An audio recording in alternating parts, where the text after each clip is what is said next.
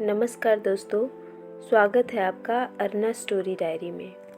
अक्टूबर में मेरी शादी थी और मेरे भैया पिछले 1 साल से विदेश में थे। मैं भी अपनी शादी से काफ़ी खुश थी। मेरी शादी को अभी 6 महीने बाकी थे। अभी से सारी तैयारियां चल रही थी। भाभी और मेरी माँ दोनों मेरी शादी के लिए लगातार खरीदारी कर रहे थे। भैया जब भी रुपए भेजते, दोनों सास बहू मार्केट के लिए निकल पड़ती। भैया के न रहने पर रात को मैं भाभी के कमरे में ही सोती।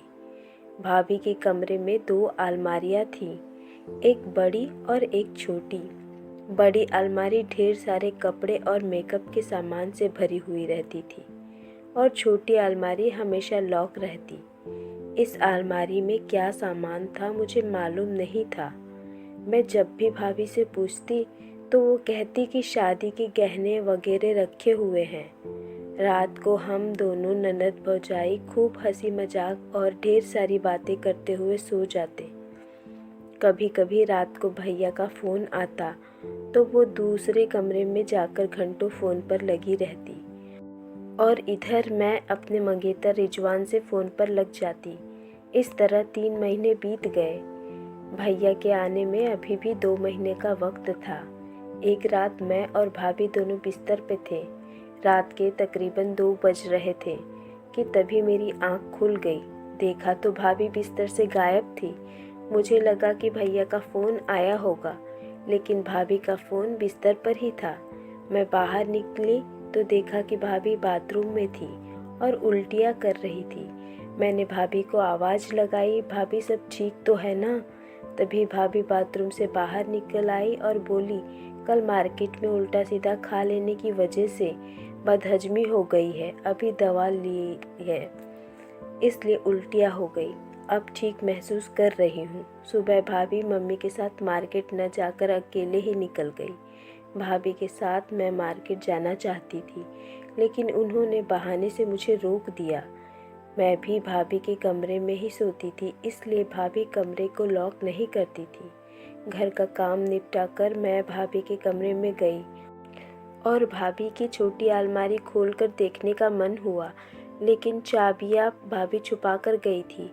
मैंने घर की ढेर सारी नई पुरानी चाबियां इकट्ठी की और बारी बारी से सभी चाबियों से अलमारी को खोलने की कोशिश करने लगी और एक पुरानी चाबी से अलमारी खुल गई। उसमें गहने और भैया भाभी के ज़रूरी डॉक्यूमेंट्स के साथ मुझे कुछ दवाइयाँ मिली। मैंने मोबाइल से दवाइयों की फ़ोटो ली और अलमारी को पहले की तरह बंद कर दिया। भाभी की दवाइयों में कुछ दवाइयाँ तो मैं पहचान गई। 2 साल पहले जब मैं कॉलेज में थी तब मुझसे भी ऐसी गलती हो गई थी और मुझे भी गर्भ ठहर गया था। मेरे बॉयफ्रेंड को पता चला तो उसने मेरे साथ देने की बजाय मुझसे किनारा कर लिया और बोला कि यह बच्चा मेरा ही है। मैं कैसे यकीन कर लूँ? गर्भ गिराने की खुद से कोशिश की, लेकिन कोई फ़ायदा नहीं हुआ। हालात की गंभीरता को देखते हुए मैंने भाभी को सब बता दिया था। भाभी ने तब मेरा बहुत साथ दिया और मुझे कुछ ऐसी दवाइयाँ लाकर दी जिससे मैं ठीक हो गई। इस घटना को 2 साल बीत चुके थे, लेकिन भाभी ने मेरे इस गहरे राज की किसी को खबर तक ना लगने दी आज तक। भाभी की अलमारी से दवाइयों की फ़ोटो को देखकर मैंने गूगल किया तो मालूम हुआ कि यह दवाइयाँ 2 से 3 महीने का गर्भ गिराने का इस्तेमाल में होती है। यह जानकारी मिलते ही मैंने घर के कूड़ेदान को खंगाला तो वहाँ मुझे दवाइयों के कुछ खाली रैपर मिल गए। पूरे दिन मैं हैरान और परेशान होकर अपनी भाभी के चरित्र के बारे में सोचती रही। भैया के न रहते भाभी प्रेग्नेंट हो गई। मुझे तो बिल्कुल यकीन ही नहीं हो रहा था। भैया को विदेश गए 1.5 साल हो गए थे। इस बीच भाभी एक बार भी मायके नहीं गई थी। घर में मेरे छोटे भाई शाहिद के अलावा मर्द कोई था ही नहीं। शाहिद की उम्र अभी सिर्फ 12 साल की थी। भैया भाभी की शादी को 3 साल हो गए थे। दोनों पढ़े लिखे थे और भैया को विदेश भी जाना था, इसलिए दोनों को बच्चे की कोई जल्दबाजी नहीं थी।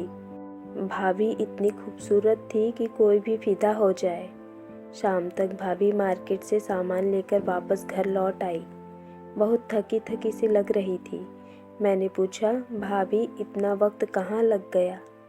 भाभी बोली, तेरी शादी का कुछ ज़रूरी सामान लेना था। मैं चांदनी चौक चली गई थी, इसलिए थोड़ा वक्त लग गया। लेकिन मुझे शक था कि भाभी पूरे दिन किसी मैटरनिटी हॉस्पिटल में बच्चा गिरवाने गई थी। रात हुई तो भाभी और मैं दोनों बिस्तर पर थे। मैंने भाभी से पूछा, भाभी तुम मेरी भाभी हो, उससे ज़्यादा तुम मेरी एक सच्ची दोस्त भी हो। 2 साल पहले तुमने मुझे बहुत बड़ी मुसीबत से बचाया था। मैं आपका एहसान कभी नहीं चुका पाऊंगी। भाभी बोली, इस वक्त तुम्हें यह सब क्यों याद आ रहा है?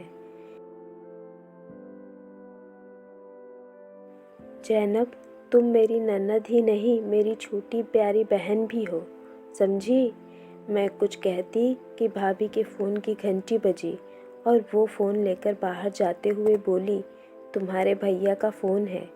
भाभी के फ़ोन पर भैया का ही फ़ोन है, इस बात पर मुझे यकीन नहीं हुआ, तो मैंने अपने फ़ोन से सीधे भैया को फ़ोन लगा दिया और एक ही बार में फ़ोन उठ गया।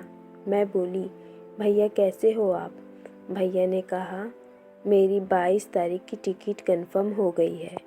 यह बताने के लिए मैं तेरी भाभी को अभी कॉल करने ही वाला था कि तूने फ़ोन कर दिया। बता तूने कैसे फ़ोन किया? मैं बोली, भैया भाभी के लिए कोई ऐसा गिफ्ट लेते आना जिसे मैं भाभी को दे सकूं। वो मेरी शादी के लिए बहुत मेहनत कर रही हैं।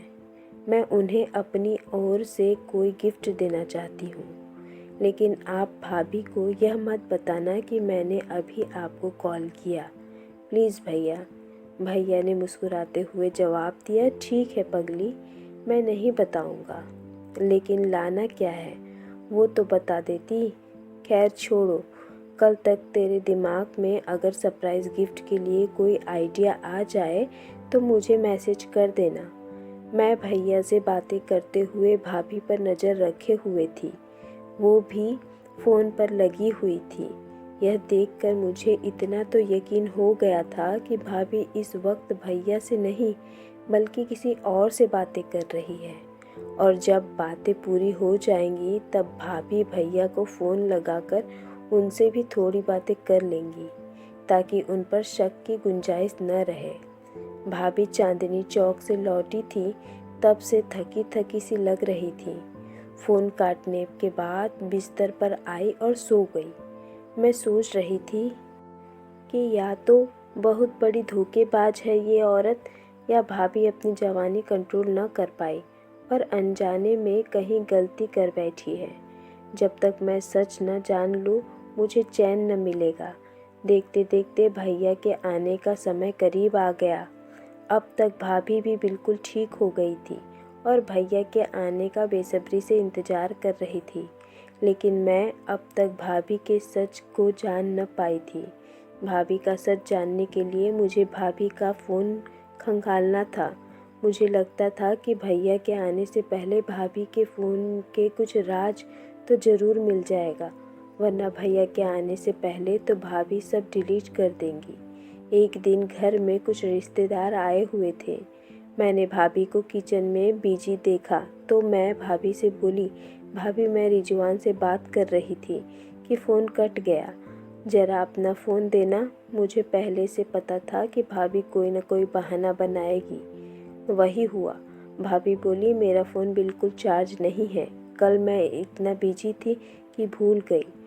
अभी चार्ज में लगाया है, थोड़ी देर बाद चार्ज हो जाएगा तो ले जाना। भैया के इंडिया पहुंचने में 2 दिन बाकी रह गए थे। अब मेरे सब्र का बांध टूटा जा रहा था। आज भाभी के साथ मुझे मार्केट जाना था, लेकिन मैंने बहाना कर दिया और भाभी मेरी माँ के साथ मार्केट के लिए निकल गई। दोनों के घर से निकलते ही मैंने भाभी की छोटी अलमारी फिर से खोला और बड़ी बारीकी से एक एक सामान को खंगालना शुरू कर दिया। भाभी की शादी की एल्बम में भैया और भाभी की फ़ोटो के नीचे एक फ़ोटो और छुपी हुई थी। मैंने उस फ़ोटो को बाहर निकाला तो मेरे होश उड़ गए। यह मेरे मंगेतर रिजवान और भाभी की पुरानी फ़ोटो थी। मैं यह देखकर हिल गई थी। धोखा सिर्फ भैया के साथ ही नहीं हो रहा था, बल्कि भाभी मेरे साथ भी बहुत बड़ा धोखा कर रही थी। जिस लड़के से मैं प्यार करती थी वही लड़का मेरी भाभी का भी आशिक है, और भाभी रात को उसी से बात करती हैं। इतना ही नहीं, रिजवान ने तो भाभी को प्रेग्नेंट भी कर दिया। यह सब बातें अब मेरे लिए बर्दाश्त से ऊपर हो चली थी। मुझे लग रहा था मैं अभी घर में सभी को भाभी की असलियत बता दूं, ताकि मेरी ज़िंदगी तबाह होने से बच सके। भाभी की असलियत खुलने से भैया को भी उस जहरीली नागिन से छुटकारा मिल जाएगा। भाभी और रिजवान की फ़ोटो को उजाले में रखकर मैंने अपने मोबाइल से फ़ोटो ले ली और अलमारी को फिर से पहले जैसा कर दिया, उसे लॉक कर दिया। मैंने सोचा कि अपने मोबाइल से ली गई तस्वीर को भैया को भेज दूं और उन्हें पूरी बात बता दूं, लेकिन फिर कुछ सोचकर भैया के आने तक खुद को रोक लिया। मैं अपने बेड पर लेटी हुई भाभी और रिजवान की धोखेबाजी के बारे में सोच कर रोने लगी। मैं दोनों से बेइंतहा मोहब्बत करती थी, लेकिन अब वही मोहब्बत बेइंतहा नफ़रत में बदल चुकी थी। मुझे याद आया कि रिजवान ने मेरे रिश्ते को जोड़ने में भाभी का भी हाथ था। रिजवान भाभी के मामा का लड़का था और अच्छी जॉब में था, इसलिए मेरे घर वाले झट से इस रिश्ते के लिए राजी हो गए थे, जिससे भाभी की शादी नहीं हो पाई होगी। मेरे भैया से शादी के बाद भी दोनों का अफेयर चलता रहा होगा, और फिर दोनों ने मिलकर यह प्लानिंग की होगी कि रिजवान मुझसे शादी कर ले और नए रिश्ते की आड़ में दोनों का पुराना नाजायज़ रिश्ता कामयाब हो जाए। अगले दिन भैया आने वाले थे। मैंने पूरे सबूत जुटा लिए थे। भाभी और रिजवान की असलियत खोलने के लिए इतना सबूत काफ़ी था। मैं किसी भी कीमत पर रिजवान जैसे दरिंदे से बात नहीं कर सकती, इसलिए 2 दिन से मैंने अपना फ़ोन भी बंद कर रखा था। शाम को जब भाभी मार्केट से लौटी और सीधे कमरे में पहुंचकर मुझसे बोली, जैनब ज़रा ये झुमके पहन के देखो तो, अगर तुम्हें पसंद ना आए तो इन्हें मैं रख लूँगी। मैं भाभी की बात का जवाब दिए बिना वहाँ से उठी और गुस्से में किचन में चली गई। भाभी को मेरा यह रवैया अजीब लगा। वो मेरे पीछे पीछे किचन में आई और बोली, तुम्हारा फ़ोन क्यों बंद है जैनब? मैं मार्केट में थी तब रिजवान का फ़ोन आया था। वो बोल रहा था कि 2 दिन से तुमने फ़ोन बंद कर रखा है। मैं अपने गुस्से पर काबू न कर पाई। मैंने अपना मोबाइल ऑन किया और अलमारी वाली तस्वीर को भाभी के मुंह के सामने रखते हुए बोली, तुमने और रिजवान ने हमें समझ क्या रखा है भाभी? कल भैया को आ जाने दो, फिर सबके सामने तुम दोनों की अय्याशियों का भांडाफोड़ तो मैं करूँगी। पूरी दुनिया में कहीं मुंह दिखाने के लायक न रहोगी दोनों। मेरी यह बात सुनकर भाभी पर जैसे बिजली गिर गई हो। वो कुछ देर खड़ी रही और मैं उन्हें वही छोड़कर सीधे कमरे में चली गई। भाभी कमरे में आई और बोली, बस 1 मिनट के लिए मेरी पूरी बात सुन लो जैनब, उसके बाद तुम मुझे जो सज़ा देना चाहो दे सकती हो। तुम्हारा शक काफ़ी हद तक सही है, लेकिन पूरा सच नहीं। रिजवान मेरे दूर के मामा का लड़का है। उसके साथ मेरा बचपन गुजरा। हम दोनों ने साथ में पढ़ाई की। मैं उसे पसंद करती थी, वो भी मुझे पसंद करता था, लेकिन हमारी शादी नहीं हो पाई। 3 साल पहले मेरे घर वाले ने तुम्हारे भैया से मेरी शादी कर दी और मैं रिजवान को भूल गई। वो भी मुझे भूल गया।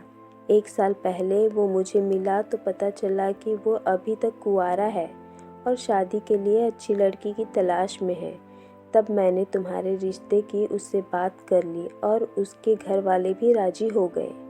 भाभी की बात सुनकर मेरा गुस्सा शांत नहीं हुआ। मैं बोली, मेरी शादी रिजवान से तो तुम इसलिए तय करवाई ताकि मेरे रिश्ते की आड़ में तुम्हारी हवस की प्यास बुझती रहे, लेकिन तुमसे मेरी शादी तक भी ना रुका गया और कुछ दिनों पहले उससे तुम प्रेग्नेंट हो गई। तुम्हारी अलमारी में मुझे गर्भ गिराने की दवाइयाँ मिली थी। मैंने अपने मोबाइल में उन दवाइयों की फ़ोटो भी ली हुई है, यह देखो। भाभी बोली, तुम कैसी वाहियात बातें कर रही हो जैनब? यह 2 साल पुरानी तुम्हारी दवाइयाँ हैं। इन पर लिखी डेट तो देख लेती। तब मैंने इन दवाइयों को अपनी अलमारी में छुपा कर रख दी थी, ताकि अगर तुम्हें दोबारा ज़रूरत पड़े तो मुझे बाहर कहीं भटकना न पड़े। मैंने फ़ोटो को जूम कर डेट देखी तो सच में यह पुरानी वाली मेरी ही दवाइयाँ थी। मैं बोली, उस रात तुम उल्टियाँ कर रही थी और मैंने कूड़ेदान में भी एक दवाई का रैपर देखा। अगले दिन तुम अकेली चांदनी चौक के बहाने से डॉक्टर के पास निकली थी। भाभी बोली, कूड़ेदान वाली जो दवा तुमने देखी थी वह पेट दर्द की दवा थी। अगर तुम्हारे पास वो रैपर हो तो अभी चेक कर सकती हो। और अगले दिन मैं चांदनी चौक ही गई थी। वहाँ से खरीदे गए सामान में चांदनी चौक की दुकानों के कुछ बिल रखे होंगे, चेक कर लेना। मैंने झट से छुपा कर रखी कूड़ेदान वाली दवा का निकाला और गूगल पर उस दवा को टाइप किया तो पता चला कि भाभी सही कह रही थी। फिर उस दिन के सामान में चांदनी चौक की दुकानों के बिल भी मिल गए। मैं भाभी के आगे थोड़ी शर्मिंदा हुई। फिर मैंने भाभी की अलमारी से मिली फ़ोटो के बारे में सवाल किया तो भाभी बोली, मेरी अलमारी से तुमने जो फ़ोटो निकाली है वो रिजवान के साथ मेरी तब की तस्वीर है, जब हम कॉलेज के आखिरी दिन में हम दोनों अलग हुए थे। जब रिजवान से तुम्हारा रिश्ता जुड़ा तब मैंने यही तस्वीर तुम्हारे भैया को दिखाई थी। वैसे मैंने अपने और रिजवान के बारे में सारा सच शादी से पहले ही तुम्हारे भैया को बता दिया था। मैंने रिजवान से तुम्हारा रिश्ता इसलिए जोड़ा क्योंकि रिजवान को मैं बचपन से जानती हूँ। वो बहुत ही अच्छा लड़का है। मेरी शादी होने के बाद उसने कभी भी मुझसे मिलने की कोशिश नहीं की, बल्कि वो अब मुझे अपनी सगी बहन की तरह मानता है और मुझसे दिल की बातें शेयर करता है। वो अभी शादी करना नहीं चाहता था, लेकिन जब मैंने उससे कहा तो वो झट से राजी हो गया, क्योंकि वो जानता था कि मैं उसकी बहन होने के नाते उसके लिए हमेशा अच्छा ही सोचूंगी। मेरा एक आखिरी सवाल बाकी है। मैंने पूछा, उस दिन तुम भैया से बात नहीं कर रही थी, क्योंकि जब तुम बाहर किसी से बात कर रही थी तब अंदर भैया से मैं बात कर रही थी। इस सवाल पर भाभी जोर से हंसी और बोली, मैं तुम्हारे भैया से ही बात कर रही थी। तुम्हारे भैया के फ़ोन पर तुमने कॉल किया था तो मैं चुप हो गई। जब तुमने अपना सीक्रेट भैया को बोला तब मैं लाइन पर ही थी। और ज़रूरी नहीं कि हर वक्त मैं तुम्हारे भैया से ही बतियाती रहूं। कई बार मेरे घर वालों का भी कॉल होता है, लेकिन उस दिन तो मैं तुम्हारे भैया से ही बात कर, वरना तुम्हारे सीक्रेट गिफ्ट वाली बात मुझे कैसे मालूम होती। तुम चाहो तो उस दिन की मेरी कॉल डिटेल्स चेक कर सकती हो। मैंने भाभी का पूरा सच जाना तो मेरा सारा गुस्सा गायब हो गया। मैं बेहद शर्मिंदा थी। मुझे अपनी गलती का एहसास हो रहा था। कुछ ही पलों में सब कुछ बदल गया और भाभी पर मेरा प्यार और दोगुना हो गया। मैं रोती हुई अपनी प्यारी भाभी से लिपट गई और बोली, आई लव यू भाभी, हो सके तो मुझे माफ़ कर देना। भाभी ने प्यार से मुझे गले लगा लिया और बोली, रिजवान से बात कर लो, वो 2 दिनों से तुमसे बात करने के लिए बेचैन है। यह कहकर भाभी कमरे से बाहर चली गई। भाभी के जाते ही मैंने रिजवान को फ़ोन लगा दिया। कहानी से सीख, कई बार हमारी आंखें भी धोखा खा सकती है। ज़रूरी नहीं है कि हम जो महसूस कर रहे हैं वही आखिरी सच हो। इसलिए किसी भी बात पर आखिरी राय कायम करना सही नहीं। अगर आपको आज की कहानी पसंद आई है तो वीडियो को ज़रूर लाइक करिएगा और अपने दोस्तों के साथ शेयर कीजिएगा। और हाँ, अगर अभी तक आपने मेरे चैनल को सब्सक्राइब नहीं किया है तो ज़रूर सब्सक्राइब कर दें। मिलते हैं अपनी नई कहानी में एक दिलचस्प कहानी के साथ। मुझ पर सदा अपना प्यार और स्नेह बनाए रखना। सभी दोस्तों को